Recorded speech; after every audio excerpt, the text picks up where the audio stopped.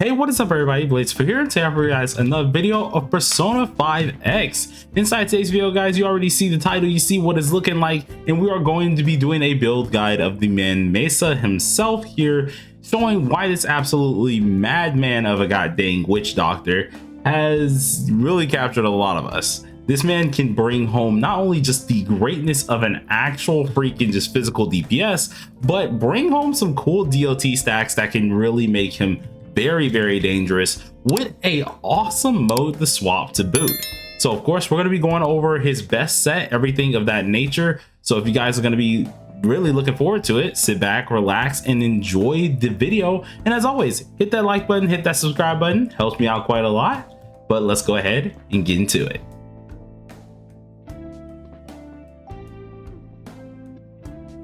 All right, so getting straight into this madman's whole kit, I can downright say this is literally the second best DPS in the freaking game, especially when it comes down to single target. He is absolutely insane with two different modes to boot, and boy oh boy, just even checking out what he even has in store, he's crazy good. So first thing as always, we're going to check out the awarenesses because these are going to be the big boys here. Awareness factors for this character is pretty darn okay, to be honest, but normally the only ones you really want to pay attention to is the A3 and the A6. Pretty much anything that is just like 1, 2, 4, and 5 for this character is somewhat lackluster. If you're not 3 and above, that's where the huge changes happen. But for his A0, it is not bad at all. In fact, it is actually hecka good.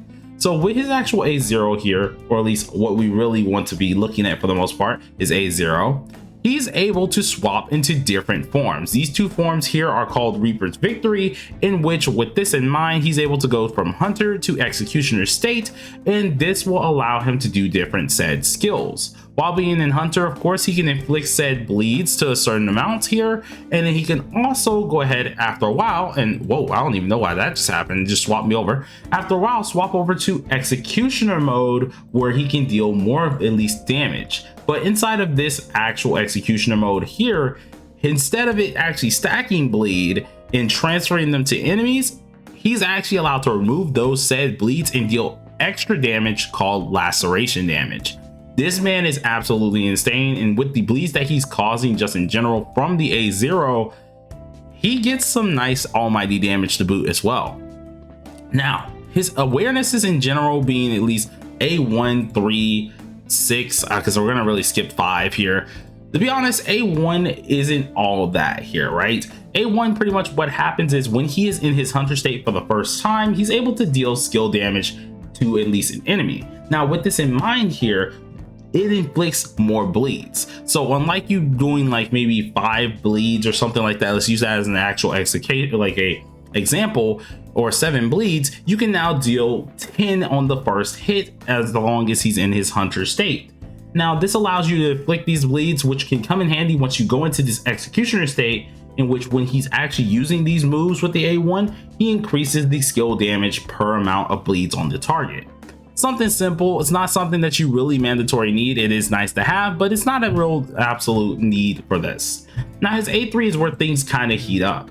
Pretty much he's able to increase the laceration damage on his skills, which is already good in general, by a certain amount of his actual attack points. Now along with this in mind, you're also able to restore HP based on a certain percentage of the laceration damage. So the more damage that laceration does do, the more HP you're going to end up getting back, which is always going to be nice. With this in mind, of course, we do have the 5, which is going to increase our bleed stacks just from the highlight damage as well too. But the 6 is where he becomes absolutely insane.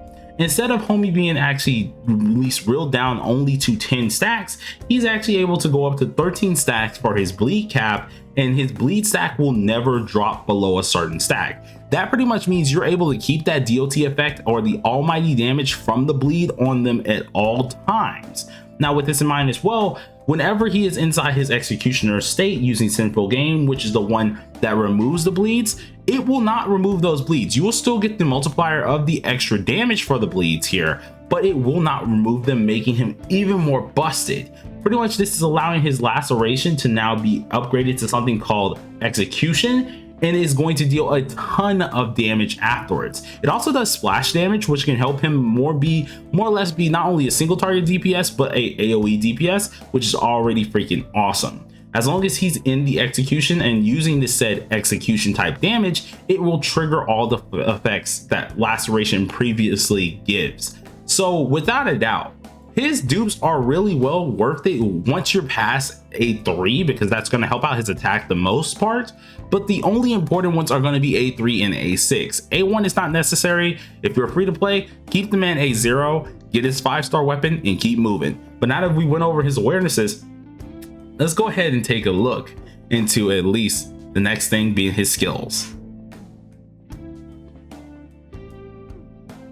Now, when it comes down to this character and his skill priority here, it's very kind of interesting to see it, right? There's a lot of different ways that you kind of can do this character, but specifically the one that I would recommend a lot of you guys going for is going to be this pattern. And this is going to be off bat for the skill 1. Skill 1 is going to be your main important one here, because this is allowing you to immediately proc off those bleeds that you really want to get. Let's say it's going to be your first hit no matter what. That is going to be your main thing to go for. The reason for this is because you're going to start off the time always in your hunter mode. You're not going to start off in executioner mode. So in executioner, where you don't use the skill 1, you kind of need it up for at least his hunter mode.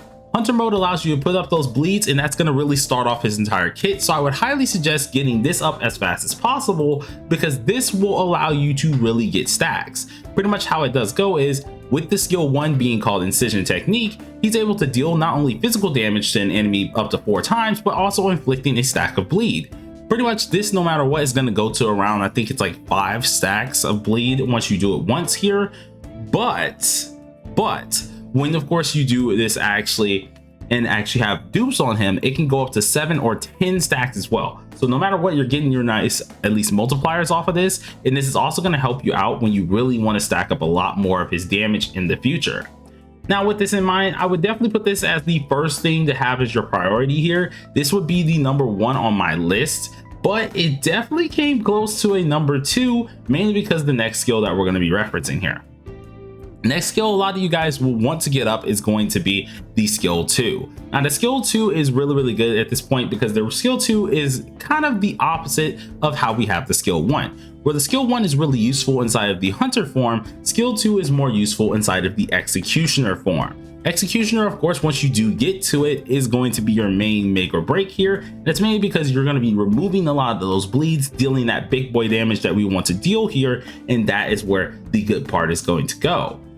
Pretty much, since he does have 2 different skill sets at this point, it's kind of hard to kind of, really exactly say which one you really want to be doing here. But it's definitely going to come down to this skill 2 being the second one, because removing those bleeds is going to allow you to deal that extra laceration damage, allowing you to deal a ton more damage also. That's going to be very much so important. So I feel like this would be a good skill to either have as your primary or either as your secondary one. Me personally, I would say put it as your secondary one, just because the first skill is going to be your main setup, while the second skill is going to be what you do after you follow up off that said setup.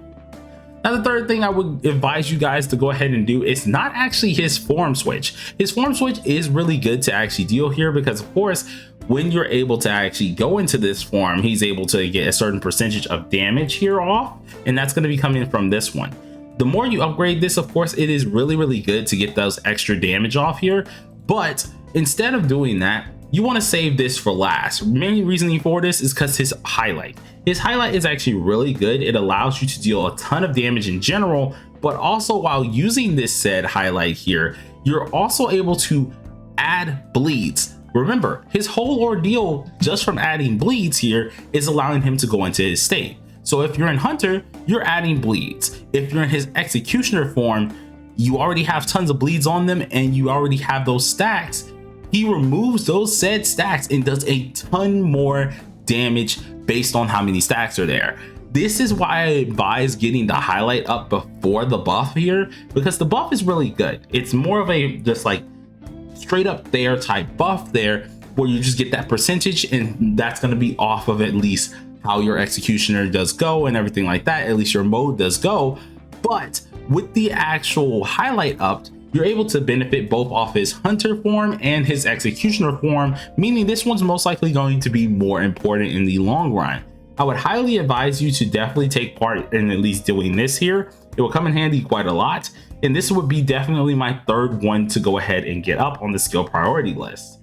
Afterwards, go with the buff. It is really going to be very helpful to use the buff later on. See, this is going to be more of your buffing type deal when it does come down to swapping your at least forms no matter what. So how the priority does go: first skill, second skill, highlight, then the third skill. Just no matter what, you're definitely going to be maxing this guy out if you do have him. All his skills are crazy good. It's kind of hard to say which is better than the other. So yeah, it's definitely going to be one that you're going to be maxing every last one of his skills out. But now if we went over that, let's go ahead and go over his gear.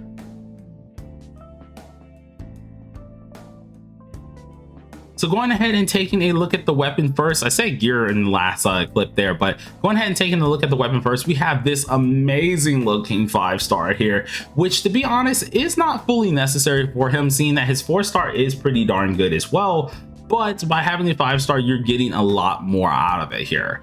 With this 5-star, you're actually able to not only increase his attack, but also able to increase the defense ignore, which is really going to be helpful for whatever he's doing here. At the end of the day, he is going to be a physical DPS, so you are going to want him to have that damage bonus as well. So being able to get this weapon is already going to help you out a lot. Is it fully necessary? I would advise yes. The main reasoning for this one here is because this is the main deal for him, right? His 4-star is pretty decent. You could very well just not use the 4-star, or at least not use the 5-star, and just get that nice old attack buff, which is always nice to have, though it doesn't fully benefit his kit. While with the 4-star, it utterly benefits his entire kit. He's able to get himself a ton more, at least damage bonus off of this, and this will help out all the damage he's able to deal. Not to mention, I feel like out of all characters, when it does come down to the main big DPSs, you definitely want to get their 5-star, at least their 5-star weapon. This is one character without a doubt I would say you definitely want to get the weapon if you are pulling for him, especially if you are at A0, because you're going to need that extra little damage bonus to really get more of that good, like actual good damage from him. But all in all, that's all I gotta say about the weapon. Let's get into the actual gear.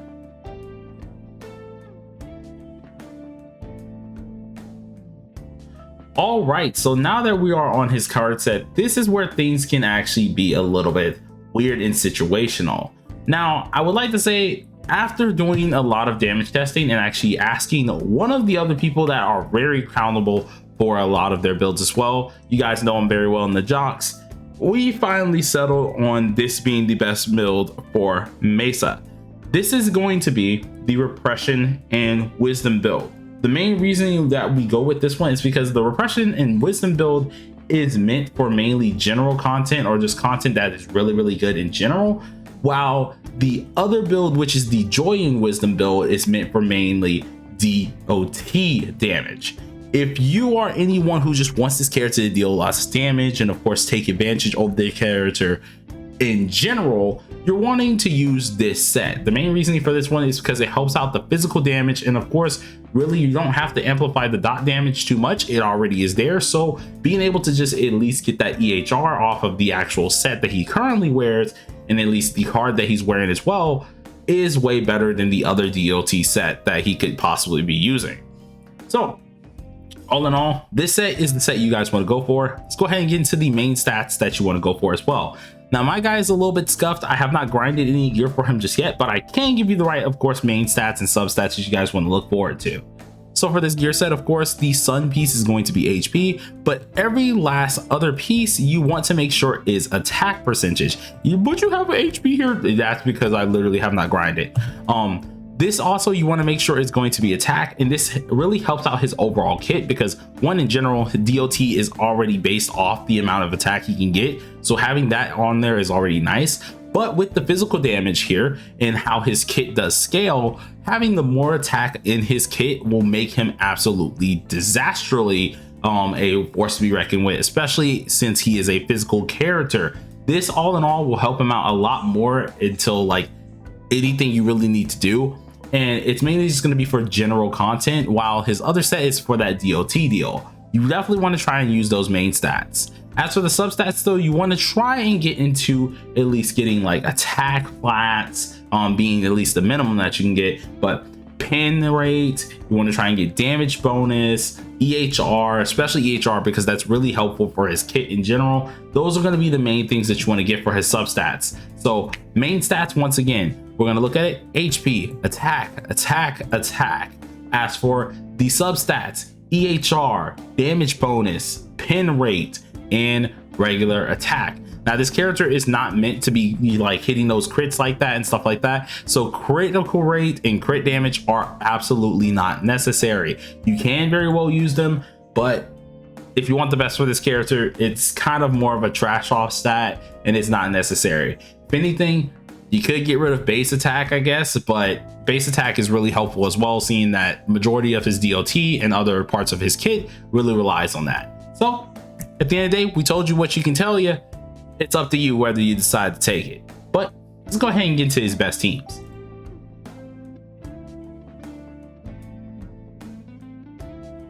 All right, so going ahead and taking a look at Messa's best teams here, this is where things can get a little bit crazy, because Messa himself is a very easy character and hardcore character himself. The only thing that is different with him is his teams are a bit wonky. Reason I say this is because a lot of these characters are limited and they are very much so needed.